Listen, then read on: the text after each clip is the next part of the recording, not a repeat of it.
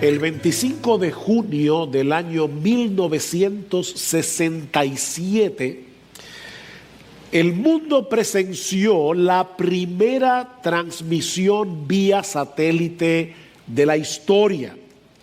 Se calcula que fue vista por unas 360 millones de personas en 26 países diferentes. Fue un hito en la historia de la televisión.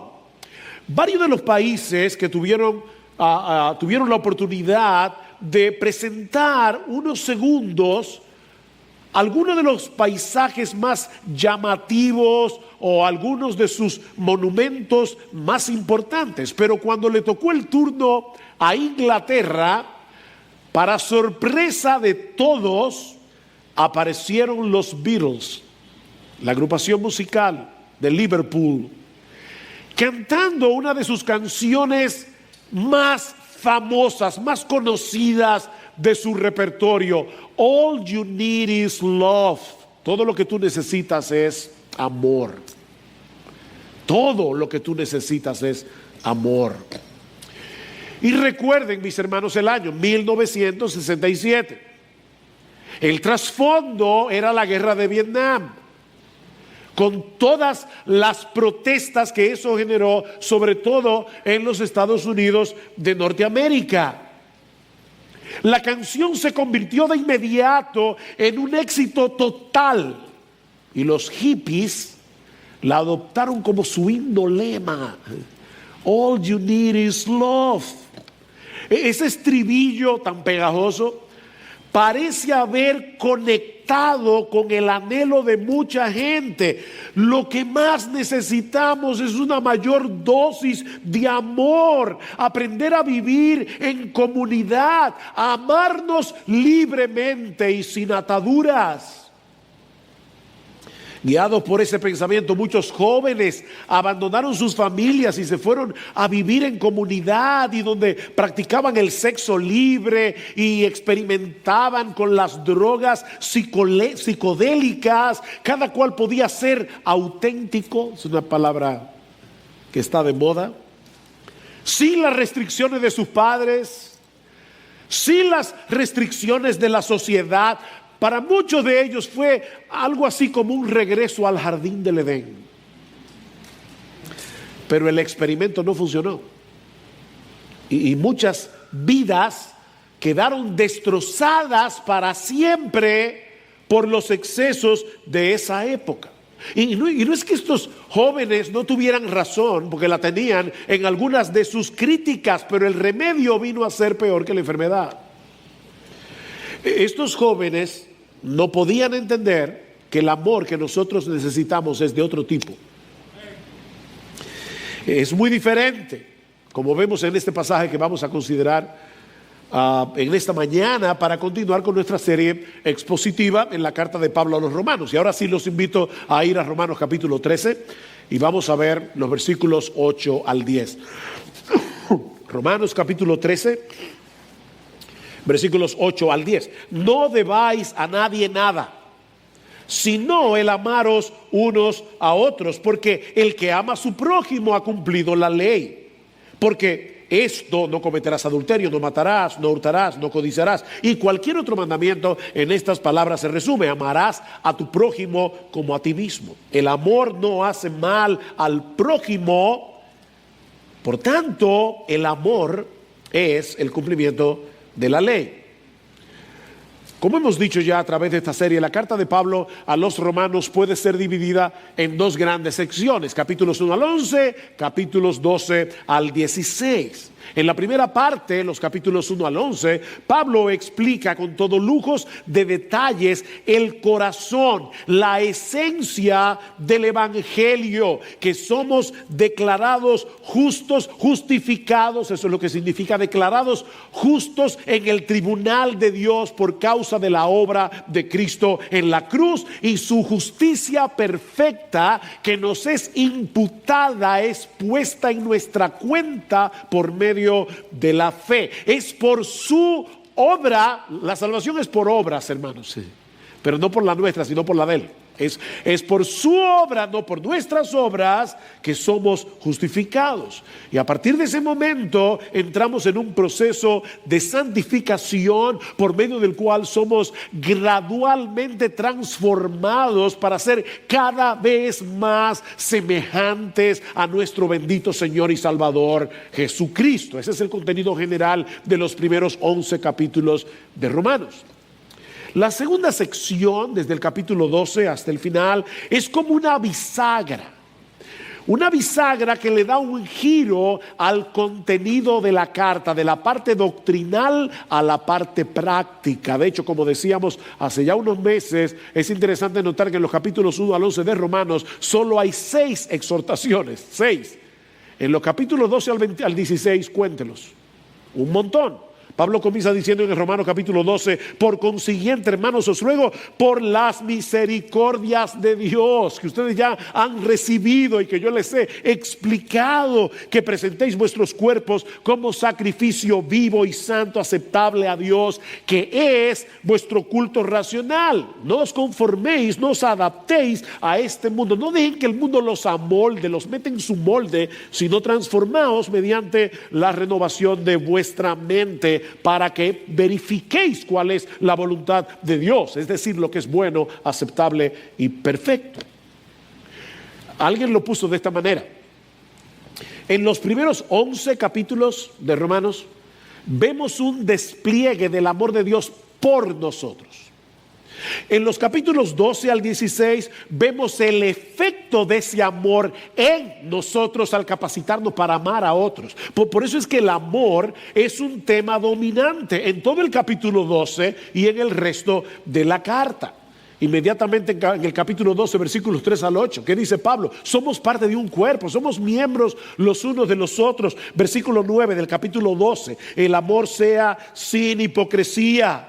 Versículo 10: sed afectuosos unos con otros con amor fraternal. Versículo 13: contribuyendo para las necesidades de los santos y practicando la hospitalidad. Bendecid a los que os persiguen, bendecid y no maldigáis. Gozad con los que se gozan, llorad con los que lloran. Tened el mismo sentir unos con otros. Versículo 17: nunca paguéis a nadie mal por mal. Versículo 19: amados, nunca os venguéis vosotros mismos. Versículo 20: si tu enemigo tiene hambre, dale de comer; si tiene sed, dale de beber. Versículo 21: no seas vencido por el mal, vence con el bien el mal. Y así llegamos a Romanos 13:8. ¿Ven? El amor de Dios en nosotros, capacitándonos para poder amar a otros. Y lo que encontramos en estos versículos son básicamente dos enseñanzas. La primera es que los cristianos tenemos una extraña deuda de amor. Y ahora van a entender por qué yo digo una extraña deuda de amor. Pero lo primero que nosotros vemos en este pasaje es que los cristianos tenemos una muy extraña deuda de amor. Vean el versículo 8, pero comiencen en el versículo 7 para que vean el contexto. Pagad a todos lo que debáis. Pagad a todos lo que debáis, al que impuesto, al que tributo, al que temor, al que honor. No debáis a nadie nada, sino el amaros unos a otros. Ahora, déjenme hacer una aclaración para no crear un problema de conciencia innecesario. Pablo no está prohibiendo aquí absolutamente que nosotros tomemos prestado. Y de hecho, tanto en el Antiguo Testamento como en el Nuevo Testamento vemos enseñanzas acerca de eso. Cristo dice: el que te pide prestado la capa, déjale también, no me acuerdo qué otra cosa, la túnica. O sea, la Biblia no prohíbe terminantemente y absolutamente prestar, que tú tomes prestado, tomar un préstamo en el banco para comprar un carro, para comprar una casa. Pero esto sí significa que los cristianos debemos estar al día con los compromisos que hemos adquirido. Así que no te metas en deuda si tú sabes de antemano que probablemente no vas a poder pagar. Nosotros sabemos que hay cosas que ocurren que no están bajo nuestro control. Por eso siempre se ha dicho: el que debe o paga o ruega. O sea, el que debe no se esconde. da la cara responsablemente, dice, mira, me fui a la quiebra, que quién sabe qué, pero el que paga, el que debe, o paga o ruega. Ahora, mis hermanos, ese no es el punto que Pablo está tratando de establecer aquí, sino el hecho de que la única deuda que nosotros podemos darnos el lujo de no saldar es la deuda del amor. O sea, no debáis a nadie nada excepto el amaros unos a otros. ¿Y por qué excepto el amaros unos a otros? Porque esa deuda nunca termina. Tú amas y amas y amas y amas y amas y no, tú no has abonado nada al capital, solo a los intereses. Te pasas la vida entera amando y nunca vas a terminar de pagar esa deuda. Es una deuda que permanece para siempre, es una deuda que siempre está vigente. Mi hermano, nunca vamos a llegar al punto en que podamos decir, ya yo he amado demasiado. No, nunca es demasiado. Ahora, ¿por qué decimos que esta es una extraña deuda? Muy extraña deuda. Bueno, porque cuando tú le debes a alguien es porque ese alguien te ha dado algo primero. Sea una persona, sea una institución, te dieron un dinero para un préstamo, para comprar el carro, y ahora tú tienes que pagar tus cuotas. Pero la razón por la que le estás pagando al banco no es porque tú amas al banco, es porque tú les debes algo que ellos ya te dieron. O te prestaron un libro, muy común eso, por cierto tiempo. Cuando se cumpla el tiempo, mi hermano, devuelve el libro. No debáis a nadie nada.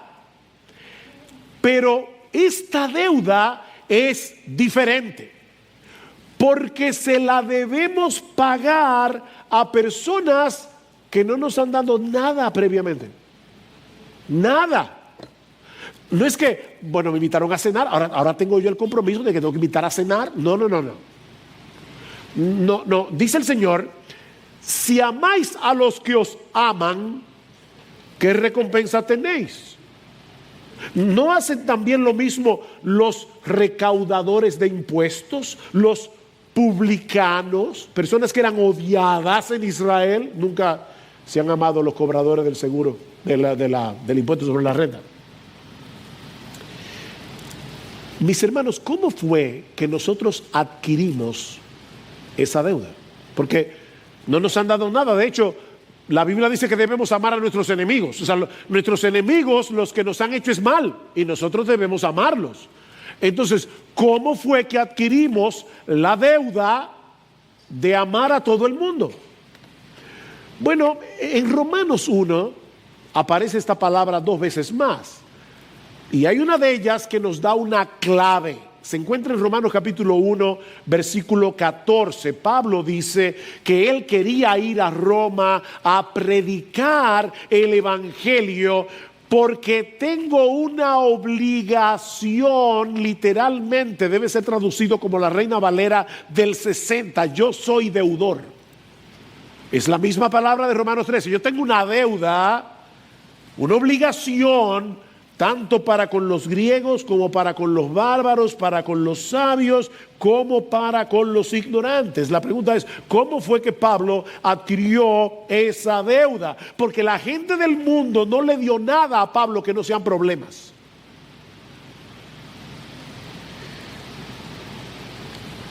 ¿Por qué Pablo sentía que tenía una deuda de predicar el evangelio?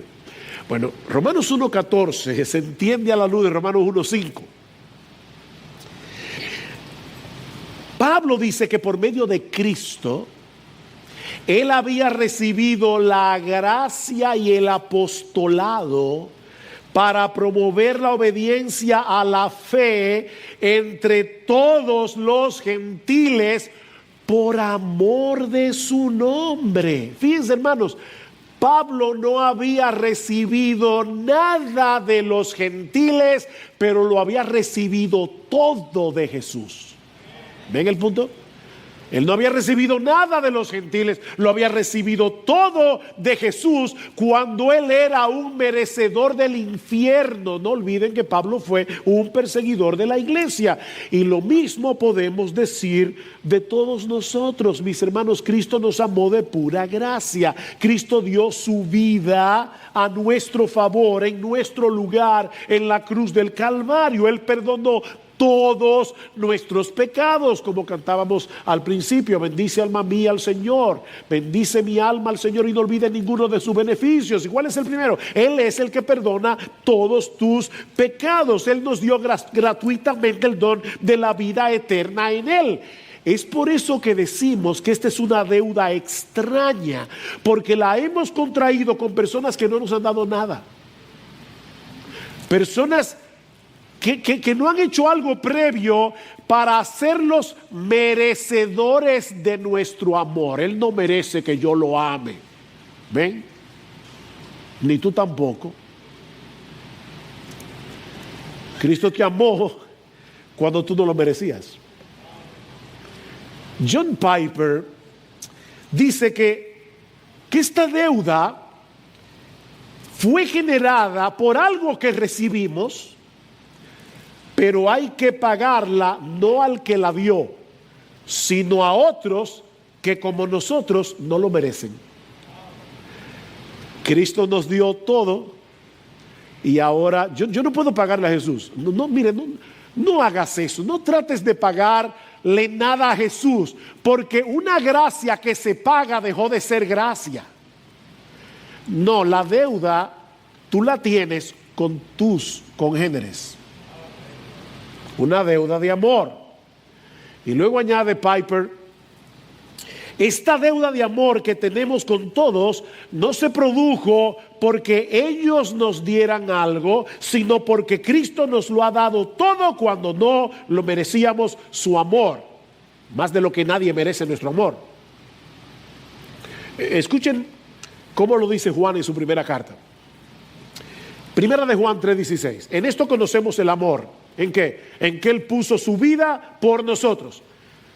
También nosotros debemos. Palabra interesante. Esa es la misma palabra de Romanos 13:8. También nosotros tenemos una deuda. ¿Cuál es la deuda? Poner nuestra vida por los hermanos. Primera de Juan 4:11. Amados, si Dios nos ha amado así, debemos otra vez la misma palabra griega de Romanos 13:8. No debáis a nadie nada sino el amaros unos a otros. Si Dios nos ha amado así, debemos también nosotros amarnos unos a otros. ¿Sabes lo que eso significa? En primer lugar, que nunca será demasiado. Nunca será demasiado. Y en segundo lugar, esto significa que los demás no tienen que ganarse el derecho de ser amados por ti. No tienen que hacer ese esfuerzo. Deberían, pero no es por eso que tú los amas. De la misma manera que tú nunca te has ganado ni te ganarás el derecho de que Dios te ame a ti. ¿Qué dice Cristo en Mateo capítulo 10 versículo 8? ¿De gracia recibisteis? Dad de gracia. ¿Lo recibiste de gracia? Dalo de gracia. ¿Cómo? Amando a los demás. ¿Y quiénes son los demás? Todos los demás. Todos los que no son tú. Amando a los demás con un amor incondicional. Esposos, eso incluye el amor que tú le debes tener a tu esposa. Ay, pastor, es que usted no la conoce. Yo no la conozco, pero yo sé lo que dice Romanos 13:8. No debáis a nadie nada. Y tú le debes a tu esposa amarla. Esposas, ustedes le deben a sus esposos amarlos. Padres, ustedes le deben a sus hijos amarlos. Miembros de IBCJ, ustedes le deben a los demás miembros de IBCJ amarlos. Tú tienes una deuda. Tienes una deuda con tus compañeros de trabajo. Tienes una deuda con tus compañeros de universidad. No debáis a nadie nada excepto el amaros unos a otros. Por supuesto, mis hermanos, ese amor no siempre tendrá las mismas manifestaciones. Hay momentos para demostrarle a nuestras esposas o para que nuestras esposas nos demuestren su amor, dándonos un tierno y buen abrazo. Hay otros momentos en que vamos a mostrar ese amor amonestándonos debidamente. Depende. Hay momentos en que un padre puede manifestar su amor dando un abrazo y diciéndole a su hijo o a sus hijos lo mucho que los ama. Y hay otros momentos en que va a manifestar su amor con una amonestación o una disciplina. Pero tanto el abrazo como la amonestación como la disciplina deben ser motivadas por el amor, no por la ira. Padre, cuando tú pegas con ira, vuelve a tu hijo, a tu hija y pídele perdón porque tú pecaste contra él o contra ella. Es el amor lo que te debe mover a lo que el amor requiera en ese momento en particular. De hecho, hay momentos en que el amor te exige alejarte de alguien increíblemente. El joven rico viene a Cristo y dice que él se fue triste porque tenía muchas posesiones. ¿Qué hizo Cristo? Lo dejó irse. Pero en Marcos dice, y viendo al joven lo amó. Y alguien dirá, y si lo amó, ¿por qué no fue detrás de él? Porque Cristo consideró que en ese momento no debía hacerlo. Pero la motivación siempre debe ser el amor. ¿Qué hace Dios con sus hijos? Los disciplina. Dice, hijo mío, no tomes en poco la disciplina del Señor. ¿Por qué? Porque el Señor al que ama disciplina. ¿Ven? Y azota a todo el que recibe por hijo. El Señor. De manera que los creyentes tenemos una extraña deuda de amor con todo el mundo, no porque los demás nos hayan dado nada, sino porque Cristo nos lo dio todo. Pero este pasaje también nos enseña, y no les voy a negar que hoy yo esta semana he tenido una guerra, porque yo sabía que era la cena del Señor. Siempre, ustedes lo saben, los miembros de IBCJ tenemos una breve meditación, así que yo he tenido que condensar este pasaje. Este pasaje también nos enseña, en segundo lugar, que ese amor no sustituye la ley, sino que cumple y resume la ley. Y esto sí que es raro para la mayoría de las personas en el día de hoy, porque la gente son intuitiva. Haz lo que te dicte tu corazón. Sigue tu corazón. No sigas tu corazón. No lo hagas porque el corazón es engañoso más que todas las cosas. Dice la Biblia. Cuando alguien dice, debemos amar sin ataduras. Yo recuerdo cuando yo no era creyente, yo decía, yo nunca me voy a casar. Nunca. La mujer que quiera vivir conmigo tiene que irse así, libre. Porque yo no tengo que ir a un abogado, a un juez para firmar un papel que me obligue a amar a una gente. No. Eso cuando yo no era cristiano. De hecho, yo no sé cómo fue. Bueno, sí, Gloria sabe que yo era creyente, porque Gloria me oyó decir eso cuando éramos los dos impíos en una reunión. Yo no me voy a casar con nadie, nunca. Yo no necesito una firma para ser fiel. Hay que amar sin ataduras de ningún tipo, así que fuera la ley. No, y lo triste es que muchas iglesias evangélicas en el día de hoy desechan la ley. No, ya eso pasó, eso era la ley. No. Lo que Dios juntó, que no lo separe el hombre. Y es obvio en este pasaje que Dios unió con un vínculo indisoluble la ley y el amor. 3 veces dice Pablo en 3 versículos que la ley y el amor siempre caminan de la mano. Versículo 8, el que ama a su prójimo ha cumplido la ley. Versículo 9, Porque no cometerás adulterio, no matarás, ahí es obvio a qué ley se está refiriendo Pablo, a los 10 mandamientos. En esta palabra se resume: amarás a tu prójimo como a ti mismo. Toda la ley, toda la segunda tabla de la ley, dice Pablo, se resume en un solo mandamiento: ama a tu prójimo. Y el primer mandamiento: ama a Dios sobre todas las cosas. Es el amor. Versículo 10: el amor no hace mal al prójimo. Por tanto, el amor es el cumplimiento de la ley.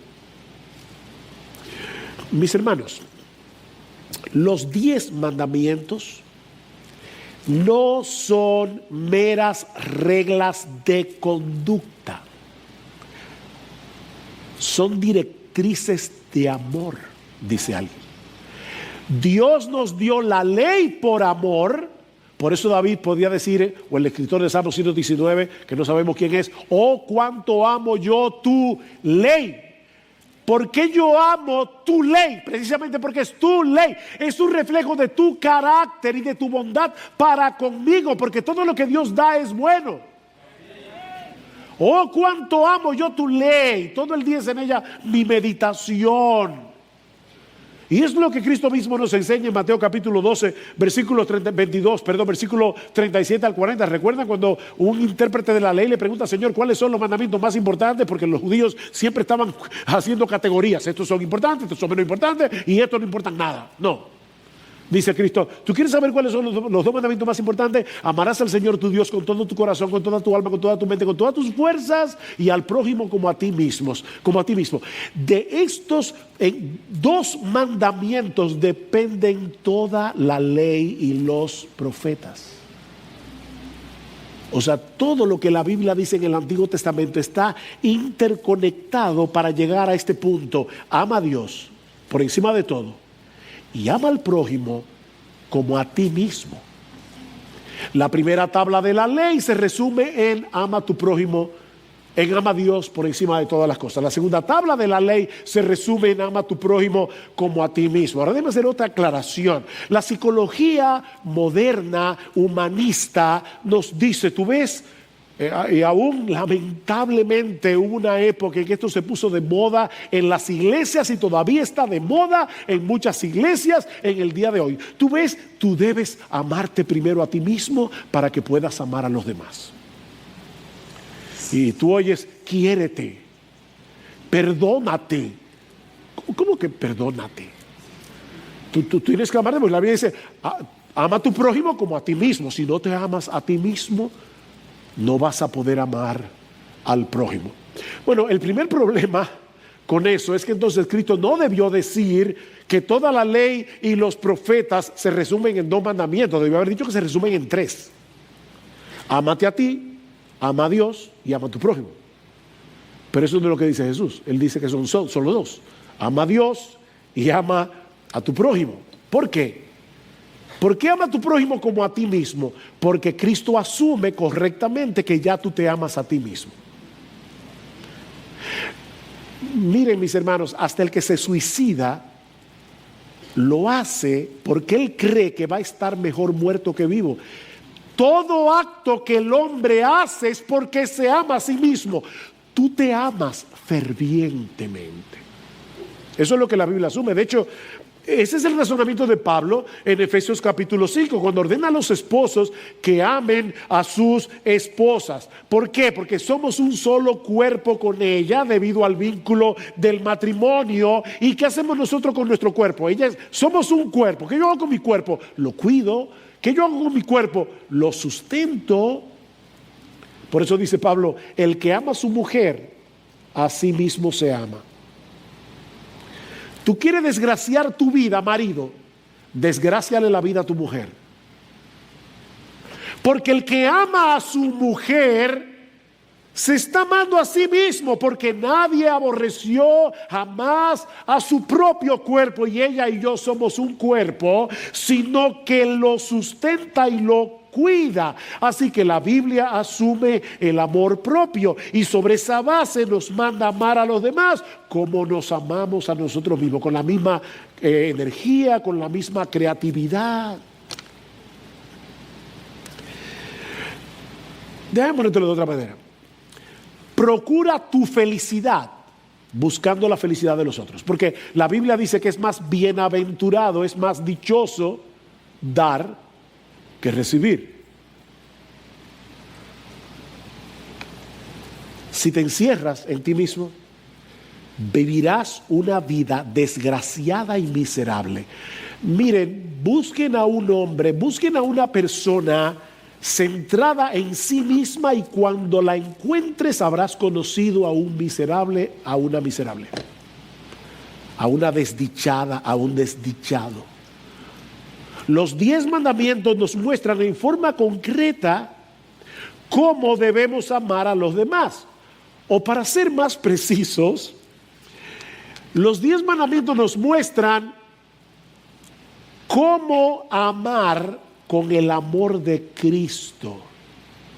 Porque, mis hermanos, ¿saben qué? A la larga es de esto que se trata todo. Un mandamiento nuevo os doy, que os améis unos a otros. Pero ese mandamiento no es nuevo. Levítico 19 ya lo decía, y en el Antiguo Testamento hay varios textos que hablan del amor que debemos tener al extranjero, al huérfano, a la viuda. Porque es nuevo este mandamiento. Un mandamiento nuevo os doy, que os améis unos a otros como yo os he amado. Eso es nuevo. La cruz es lo nuevo. Ama como Cristo. De hecho, la semana que viene, si el Señor lo permite, vamos a seguir viendo los versículos 11 al 14. ¿Y qué dice en un sermón que voy a titular probablemente Despiértate y vístete de Jesús? ¿Qué dice el versículo 14? Antes bien, vestíos del Señor Jesucristo. Debemos ser como Jesús. Ama como Jesús. ¿Qué dice Pablo en Colosenses capítulo 2? Versículo 12. Entonces, como escogidos de Dios, santos y amados, revestíos de tierna compasión, bondad, humildad, mansedumbre, paciencia, soportándoos unos a otros, perdonándoos unos a otros, si alguno tiene queja contra otro, como Cristo os perdonó. Ahí está el modelo. Así también hacedlo vosotros. Y sobre todas estas cosas, vestíos de amor, que es el vínculo de la perfección. Vístanse de amor, que es lo mismo que vestirse de Jesús. Los 10 mandamientos nos muestran en forma concreta cómo podemos hacer eso. Quinto mandamiento: honra a tu padre y a tu madre. Usted se imagina un hijo que dice: no, yo no voy a hacer eso porque eso es la ley, ya la ley pasó, pero yo como quiera voy a amar a mis padres. No, si no los honras, no lo amas, porque amar a otro es cumplir la ley a su favor. Ustedes se imaginan a una persona que dice: no, yo como quiera voy a robar, si puedo voy a cometer adulterio, yo codicio lo que el otro tiene, me da envidia que tengan lo que yo no tengo, pero ¿sabes qué? Yo hago todo eso amándolos. No tiene sentido. No tiene sentido, esto es ilógico, eso es absurdo. Por eso alguien dice: ¿tú quieres vivir sin perjudicar a tu prójimo? Porque dice en el versículo 10, el amor no hace mal al prójimo. ¿Tú quieres vivir sin perjudicar a tu prójimo? Bueno, esta es la forma. Sigue estas directrices, los 10 mandamientos. No tus instintos ni tu sabiduría. Es por esto, escuchen esto, hermano, porque esto me llamó muchísimo la atención. Es por esto que desobedecer la ley de Dios nunca es una mera desobediencia. Cada pecado es una ofensa a la sabiduría de Dios y una falta de amor.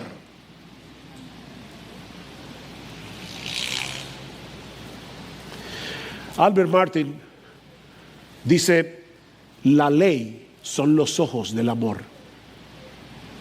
Si la motivación es el amor, pero yo necesito por mi pecado que me digan cómo. Y no sabemos mejor que Dios qué es lo que le conviene a nuestro prójimo, a nuestra esposa, a nuestro esposo, a los miembros de la iglesia, a los compañeros de trabajo, de la universidad, a nuestros hijos. Padres, a veces nos parecerá más amoroso no disciplinar a nuestros hijos cuando desobedecen, pero Dios nos dice en su palabra que la disciplina y subrayo esto y lo pongo en negrita, bien aplicada, mesuradamente, en la medida correcta, no abusando del muchacho, ni humillándolo. Esa disciplina es una muestra de amor. De hecho, Dios dice en su palabra, el que no disciplina a su hijo lo aborrece. Claro, los papás no dicen, como yo odio a mi hijo, no lo voy a pegar, no lo voy a disciplinar, no lo voy a molestar. No, claro que no. Uno no piensa así, pero Dios quiere en su palabra revelarte cuál es el software que está detrás moviendo tus acciones. No es porque tú amas demasiado a tus hijos, es porque no los estás amando demasiado. No somos más sabios que Dios, y Él al que ama disciplina. ¿Tú quieres amar a Dios y a los demás de una manera apropiada? Obedece sus mandamientos. Juan 14:15, si me amáis, guardaréis mis mandamientos. Juan 14:21, el que tiene mis mandamientos y los guarda, ese es el que me ama. Juan 14:23, si alguno me ama, guardará mi palabra. Es por esto que en esta misma carta a los romanos, donde se exalta en una forma extraordinariamente clara el glorioso evangelio de nuestro Señor Jesucristo, Pablo también exalta la ley. Qué raro, ¿verdad? Romanos capítulo 7. Romanos capítulo 7, perdón, versículo 7. ¿Qué diremos entonces? ¿Es pecado la ley? De ninguna manera. Absolutamente no. Versículo 12. Así que la ley es santa y el mandamiento es santo, justo y bueno. Versículo 22. Porque en el hombre interior yo me deleito en la ley de Dios. ¿Oyeron eso? Estos legalistas. No. Desear obedecer a Dios no es legalismo. Lo que te hace legalista es tratar de hacer eso para ganarte el favor de Dios. Eso es lo que hace legalista.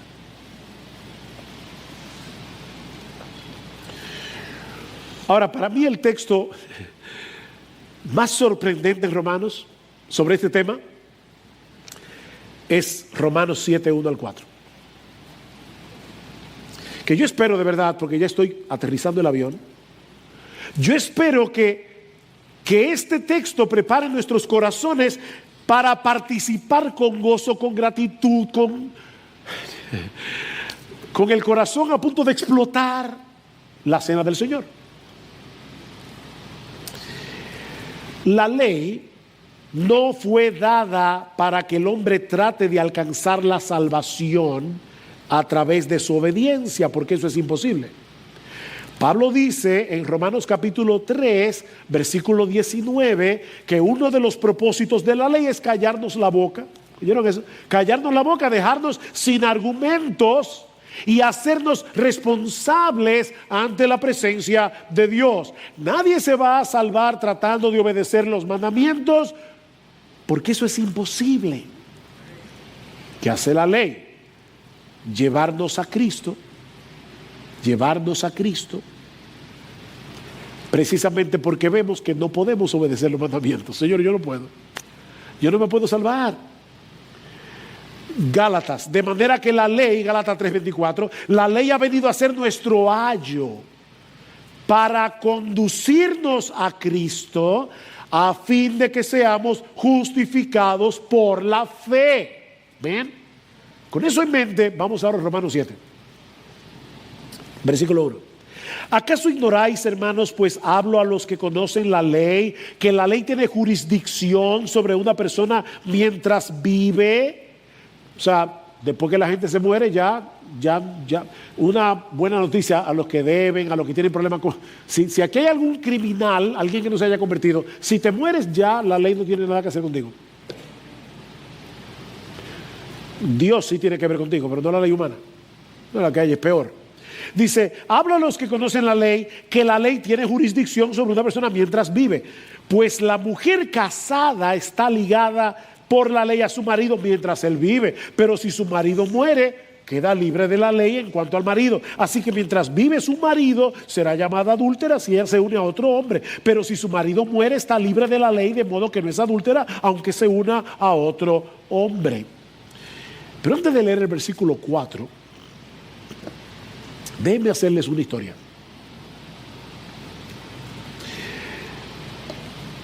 Yo usé esta historia, para los que tienen buena memoria, hace un poco más de un año, en febrero del 2020, cuando prediqué este pasaje, Romanos 7. Pero yo dudo que ustedes tengan tan buena memoria, así que me voy a aprovechar de eso. Imaginemos a una mujer imperfecta casada con un hombre perfecto. Perfecto. Este hombre lo hace todo bien y él no comete ningún error. El problema es, mujeres, que él espera de ella esa misma perfección en todo lo que hace. Y para colmo de males, él no le ofrece ninguna ayuda para que ella pueda llenar esa medida.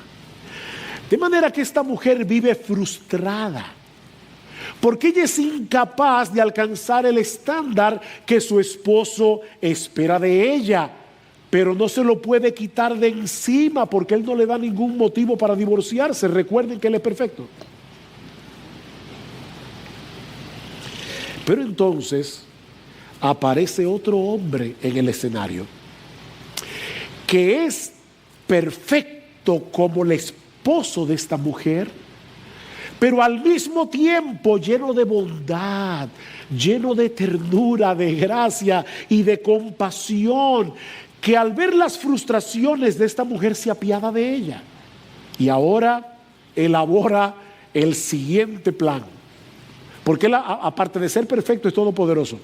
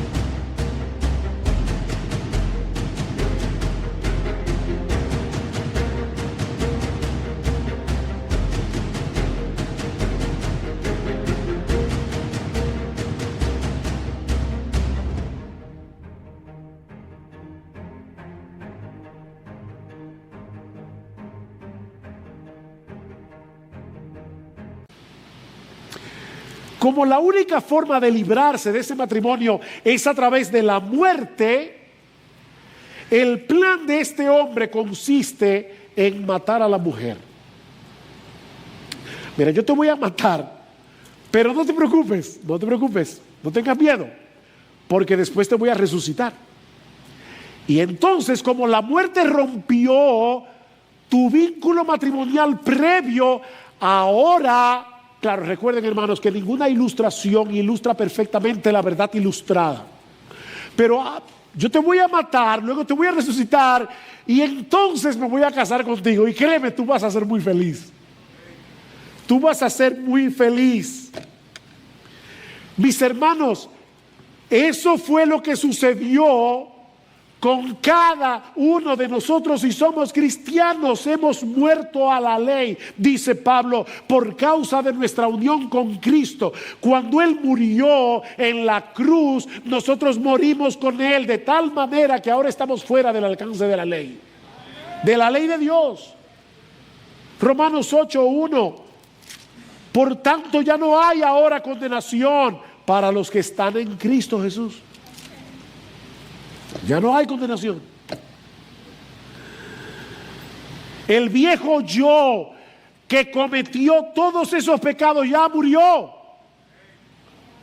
Fue crucificado con Cristo, pero esa no es el fin de la historia. Por causa de esa misma unión con Cristo, nosotros también resucitamos con Él no para vivir como nos venga en ganas. Versículo 4, por tanto, hermanos míos, también a vosotros se os hizo morir a la ley por medio del cuerpo de Cristo, para que seáis unidos a otro. ¿A quién? A aquel que resucitó de entre los muertos, a fin de que llevemos frutos para Dios. No para que vivamos como nos dé la gana. Nuestro matrimonio con Cristo es la solución provista por Dios para el problema de la justificación, pero también para el problema de la santificación. Al estar unidos a Él por la fe, ahora podemos dar frutos. Fruto. ¿Dónde aparece esa palabra? En un texto muy famoso en la Biblia. Gálatas capítulo 5 versículo 2. El fruto del Espíritu es amor. Para que demos fruto para Dios, y el fruto del Espíritu, la primera característica que menciona Pablo es amor. La ley ni salva ni santifica. Es por eso que necesitamos un Salvador, un Redentor que no solo nos libre de la condenación de la ley, sino también de la esclavitud de la ley, para que ahora, motivados por el amor, podamos obedecer a Dios y servir al prójimo, no perfectamente, pero sí sinceramente. Sí, mi amigo, all you need is this love. Todo lo que tú necesitas es ese amor redentor, ese amor salvador de nuestro gran Dios y Salvador Jesucristo. Ese es el amor que tú necesitas. Eso es lo que Pablo enseña en uno de los textos más mal interpretados de la Biblia. Ya no estamos bajo la ley, sino bajo la gracia. Me decía mi hija mayor, hablando con ella el otro día, decía: estoy lidiando con una persona aquí en Jordania, donde están ellos. Pero qué difícil es, porque ella profesa ser creyente, pero ella tiene un concepto de la gracia muy distorsionado. Es como: yo puedo hacer lo que quiera, pero no importa, Dios es un Dios de gracia. No estamos bajo la ley, estamos bajo la gracia. Eso es lo que sucede cuando citamos un texto fuera de contexto. Porque ese capítulo 6 de Romanos, donde está ese texto, habla de la santificación. Hemos muerto a nuestra antigua vida para que no sigamos sirviendo al pecado, siendo siervos del pecado. Por eso es que el texto no comienza diciendo: no estáis bajo la ley. El texto comienza diciendo: porque el pecado no tendrá dominio sobre vosotros. ¿Y qué es el pecado? O en Primera de Juan, capítulo 3, versículo 4. Amid the quiet of the night, I sense the weight of worries taking flight. But darling, listen close and hear my plea. In this melody I ask, darling, don't you weep for me. In the shadows where fears reside, I find solace in the love you provide. With every step you ease my pain. In your embrace I find shelter from the rain. Darling, don't cry, don't shed a tear, for I'll be your fortress, I'll always be near. Though storms may rage and oceans may roar, I'll stand by your side. Dice que el pecado es transgresión de la ley. Entonces, ¿por qué ahora el pecado no tendrá dominio? Porque estamos en el reino de la gracia. Antes teníamos obligación de cumplir la ley, pero no teníamos los recursos para hacerlo, no podíamos. Pero ahora estamos bajo la gracia, con el Espíritu Santo morando en nuestro corazón, y ahora podemos ser como Jesús. Ahora podemos amar como Jesús. Vuelvo y repito, no perfectamente, pero sí sinceramente. Así que no debemos desechar los mandamientos de Dios, pero tampoco debemos descansar en los mandamientos para cumplir los mandamientos. No tomes en poco la ley, pero pon tus ojos en Cristo. O sea, tu foco de atención no es la ley. Claro, yo no te estoy diciendo que le des importancia a la ley, pero recuerda esto: la ley no te ayuda a cumplir la ley. Descansa en aquel que nos libró de la maldición de la ley por medio de su muerte, cargando él mismo esa maldición para que ahora podamos dar frutos para Dios. Es Cristo el que nos capacita para poder ser como Él. Y Él obedeció la ley perfectamente, desde la cuna hasta la tumba. Oh, que el Señor nos conceda participar con gratitud de este memorial que simboliza el cuerpo partido de Cristo y su sangre derramada, y que esa gratitud nos energice para amar a Dios y al prójimo con el amor de nuestro bendito, glorioso, hermoso, perfecto, maravilloso Salvador y Señor Jesucristo.